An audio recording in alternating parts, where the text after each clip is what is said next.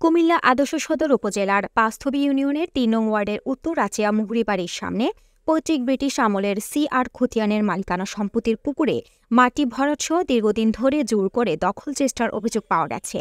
এ ঘটনায় পাঁচথবি ইউনিয়নের উত্তর রাচিয়া মুহুরী বাড়ির এলাকার মৃত শিরু মিয়ার ছেলে ভুক্তভোগী মোতাহের হোসেন কুমিল্লা কোতোয়ালি মডেল থানায় একটি লিখিত অভিযোগ করেন। জানা যায়, এই এলাকার প্রতিবেশী মৃত আলী আহমেদের ছেলে মমিন মিয়া এর নেতৃত্বে দীর্ঘদিন যাবৎ মোতাহের হোসেনের সাথে জায়গা সম্পত্তির বিষয় নিয়ে বিরোধ ছিল।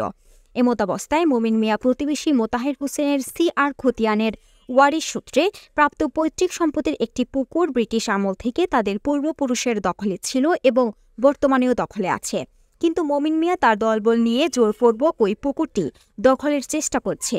এ দখল চেষ্টার বিষয়ে কুমিল্লা আদালতে মমিন মিয়ার গমদের বিরুদ্ধে দেওয়ানি মামলা নং ২২৯ দায়ের করা হয়।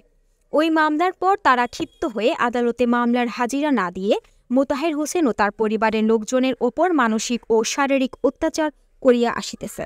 এ বিষয়ে ভুক্তভোগী মোতাহের হোসেন বলেন, আমার পৈতৃক ওয়ারিশ সূত্রে প্রাপ্ত সি.আর. খতিয়ান এবং আর.এস. খতিয়ান মালিকানাধীন সম্পত্তির পুকুরটি আশেপাশে বিভিন্ন ফলমূলের গাছ আছে।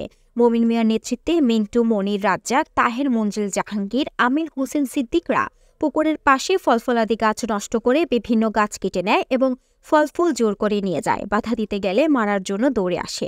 এই ভয়ে মোতাহের হোসেন এর লোকজন বাড়ি থেকে রাতে এবং দিনে আতঙ্কে জীবনযাপন করছে।